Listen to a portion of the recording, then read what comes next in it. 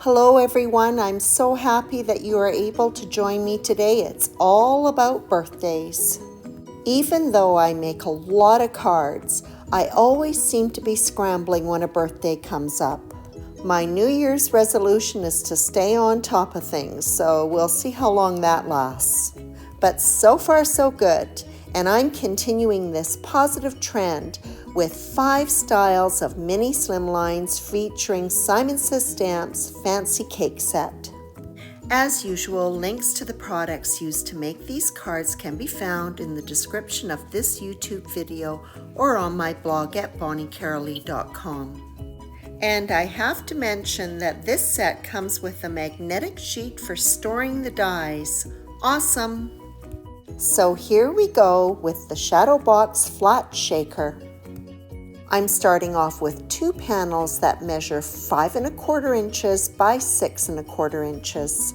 On the long side, the panel is scored at 1/2 and 1 inch, flipped around, and scored at the same measurements on the other side. I do this for both panels. The creases are folded and burnished into a Zed Fold. This card will collapse flat and the overall measurement will be the typical mini slimline size, 6 1/4 inches by 3 1/4 inches. One of the panels is laid out flat and the cake die is positioned so that the candles will fit on top and the cake stand underneath it. Before I run the panel through the die cutter, I'm also going to put the top of the cake stand underneath the bottom of the cake die. This will help create the illusion that the cake is sitting on top of the stand. On to the shaker. I have seen some other crafters on YouTube using the packaging from their stamps and die sets to create the pouch. I thought I'd give this a try, and I cut down the packaging in the corner so that I had 2 sides that were already seamed together. The 2 open ends were lined with double-sided tape. The 3rd side was sealed and the shaker material was added. The backing on the double-sided tape was removed from the 4th side and the pouch was sealed. To attach the pouch to the back of the front panel, I lined the sides again using the double-sided tape. I wanted to use a strong adhesive. And that is that, a simple process. I knew the cake stand was going to be a little bit tall, so I first attached the pedestal and then the plate on top of it. I'm going to pop 4 candles on this cake, which have been cut from different colors of cardstock. For all the cards, I'm using a collection by Recollections called Rose Petals. There are 4 different colors ranging from ivory up to a soft pink. The candles were also die cut out of glitter paper, the flame trimmed off and attached to the top of the candles. A little tedious, so I only did it this way for 1 card. To evenly space out the candles, I like to put the 2 end pieces on first and then work towards the middle. After the candles are adhered, it's time to put the Shadowbox together. I recommend a strong adhesive for this, and I'm continuing to work with the double-sided tape. This is a 1/4 inch wide by Sue Quang. To make sure the adhesive is well adhered, it needs to be burnished. The backing of the tape is removed from just one side. Working from the end, the corners from the 2 panels are put together, and then I work down the side to seal it. I repeat this process on the other side. The Shadowbox is complete and I'm ready for the sentiment. I'm using one of my favorite birthday dies by Simon Says Stamp called Happy Birthday Brush Script. It's going to be adhered directly over the shaker window and I don't want any glue to smear. The die cut is dotted with Tombow glue left to dry, and when it's in its tacky state, then it's adhered. This card is wrapped up with a few additional embellishments using the same sequins that were used in the shaker material and topped with Nuvo Crystal Drops Morning Dew. This second mini slimline card features a gatefold. The width of the mini slimline, 3 1/4 inches, is doubled, so the overall measurements of the cardstock will be 6 1/2 inches, and of course the height remains the same at 6 1/4 inches. Measurements are close, so I make sure that I have the panel oriented correctly on my scoreboard. On the 6 1/2 inch side, I score at 1 3/4 inches, turn the panel to the other side, and score again at 1 3/4 inches. The flaps are folded and burnished, and the gatefold is completed. I'm going to be stenciling the front of my card using Simon's Floating Leaves stencil and Nuvo Mousse Toasted Almond. This texture paste is almost the same color as the ivory cardstock of my card base, and so it creates a beautiful tone-on-tone effect. I wish I had put some protective paper on the inside of my card. Where the two front panels meet together, that very fine crack, I did get a little bit of paste on the inside of my card. Thankfully, it was easily removed. The mousse was left to dry, and it was taken care of with a Tombow sand eraser. After the stencil is removed, I just use the palette knife and run it around the edges to clean them up. The large cake die was used to cut pink cardstock 2 times and white foam. The die for the top layer of the cake was cut once. The cake will consist of 3 different pieces. A combination circle star stencil, I'm using just the circles, will be used to apply iridescent glitz glitter gel to one of the sets. This die cut will have the layer attached to the top of it, so I'm just stenciling the bottom half. And while that is drying, which doesn't take very long, I work on the sentiment. Again, I'm using the Happy Birthday brush script, which comes with both the shadow die and the script. The script die was used to cut both pink cardstock and foam. For the foam die cut, I leave it intact, just removing the centers of the letters and apply glue directly to it. There will be an impression on the foam die cut, making it very easy to align the cardstock one to it. And it is set aside to dry completely before I remove the excess foam. The stencil die cuts have been mounted on the foam and centered onto the card base. I use Post-it note tape to hold it in place so that glue can be applied to just 1/2 of the cake. The side front panel is closed and some weight is put on top of the cake until that glue completely sets up. After it was dry, I opened up the card and spotted the little bit of mousse that I got on the inside. Thank goodness for the sand eraser. I wanted to clean up the overhang of the die cut. The second set of the cardstock die cuts were adhered to the back of the panel, lining them up to the foam back die cut. Continuing with the tone-on-tone theme, the shadow die was used to cut cardstock that was the same color as the scripty Happy Birthday. The sentiment was centered on the front of the card, but this time it will be adhered to the opposite side that the cake was adhered to. After it was left to dry completely, a second shadow die cut cleans up the back side of the sentiment. The tall candles have to be trimmed down to fit onto this card, and they're attached to the cake. Nuvo Glitter Drops White Blizzard were applied to the flames to complete this card. For this next card, I'm going to be creating a Zed Fold. The pink cardstock is 6 1/2 inches by 6 1/4 inches. The 6 1/2 inch side is lined up at the top of the scoreboard. There are 2 score lines, one at 1 5/8 of an inch and the other is at 3 1/4 inches. The panel is flipped to the other side to do the second score line. That will make it easier to create the Zed Fold. This card is just going to use the candle die cuts, and I've cut it from all 4 colors that are included in the collection of cardstock that I'm using. To prepare the panel for stenciling, the Zed Fold door is held closed and Post-it note tape is run down alongside of it. The inside edge of the tape is used as a guide to lay down my mask. I hold down the Zed Fold door just to make sure everything is aligned.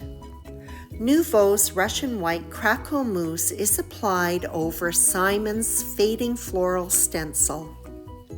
As this paste dries, and it does take a while, the crackling effect will become more pronounced with time. Like in the previous card, the palette knife is used just to clean up the edges. To border the stenciled edge, 3 thin strips of ivory cardstock were die cut from Pink Fresh Studio Slim Stripes die. These strips of paper are very thin, and so I had dotted them with Tombow glue, left it to dry until it was tacky before I adhered them to the card.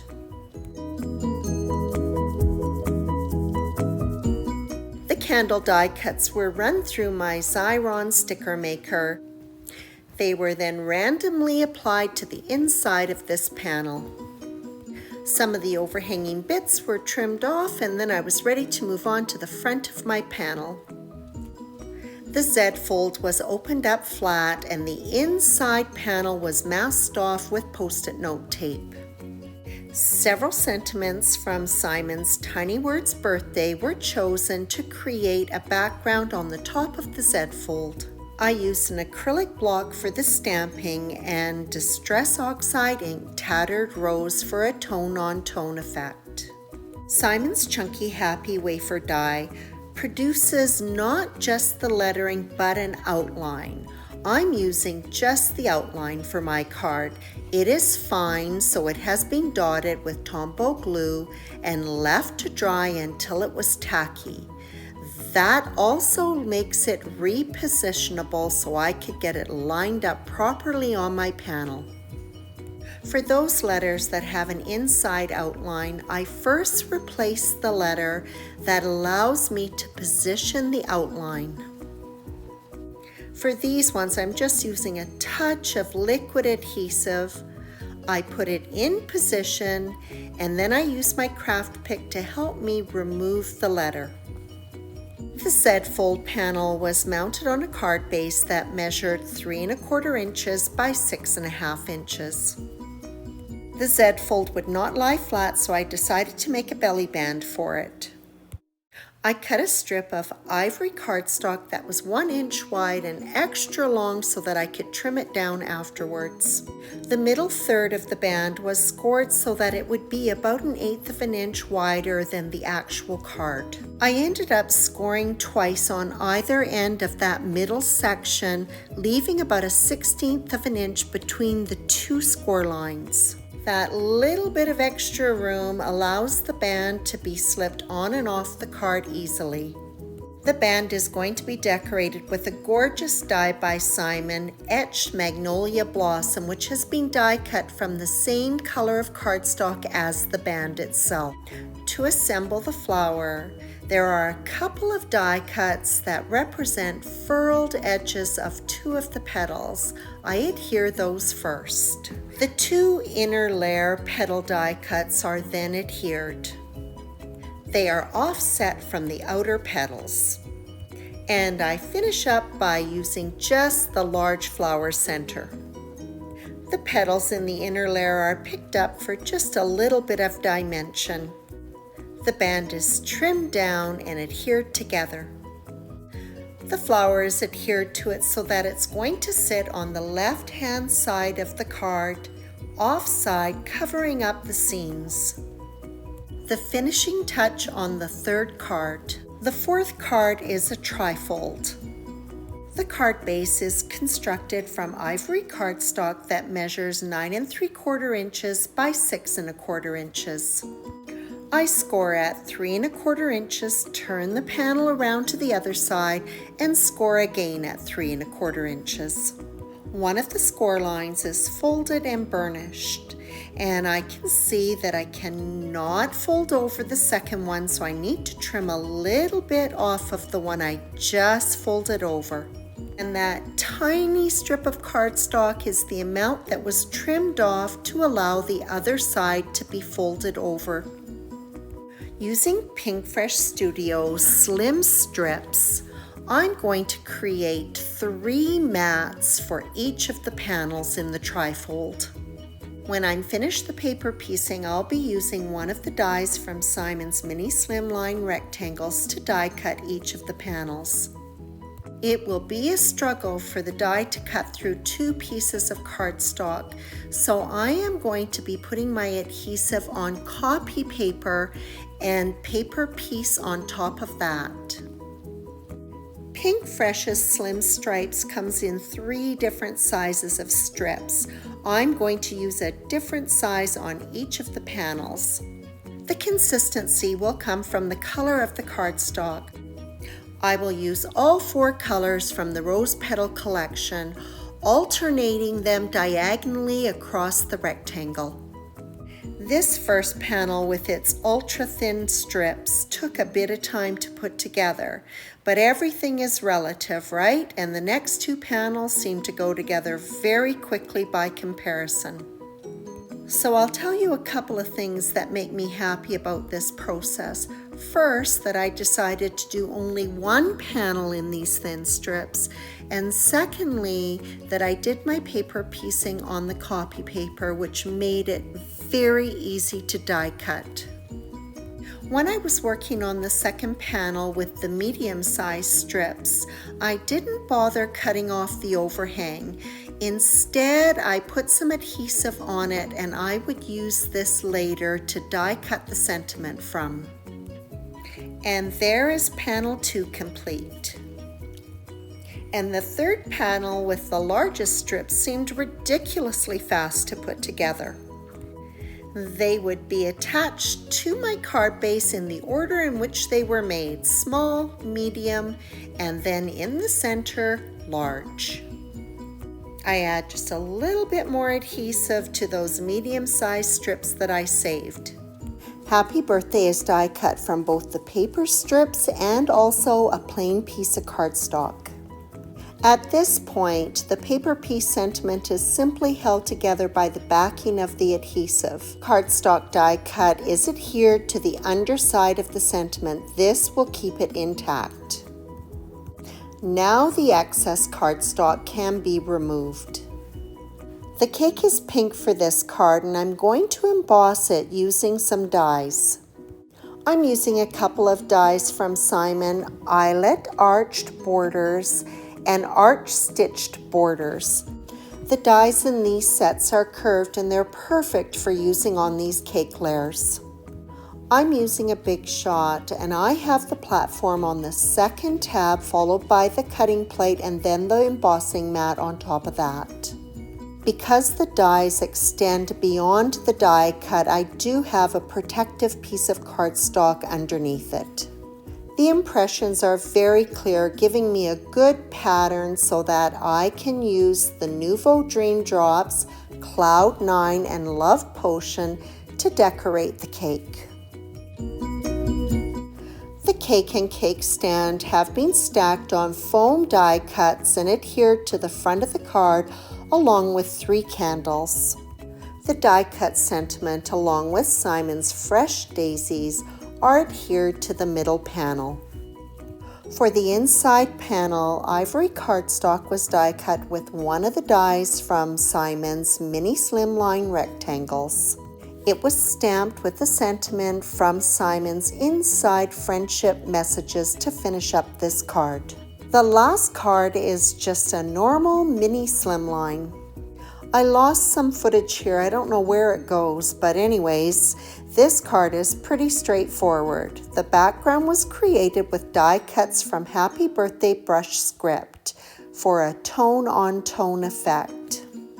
I used Simon's detail petal plate in the die cutter to put some pretty floral patterns on the layers of the cake. After the cake stand, cake and candles were adhered to the front of the card, the cake was decorated with dream drops. For this card, I used Cloud 9, which is a pearly white finish. The flames on the candles were finished off with Nouveau Glitter Drops White Blizzard. And that wraps up this set of 5 cards featuring Simon Says Stamps Fancy Cake Set. An adorable die set, perfectly sized for mini slimlines. Thank you so much for joining me, and as always, I appreciate your visit.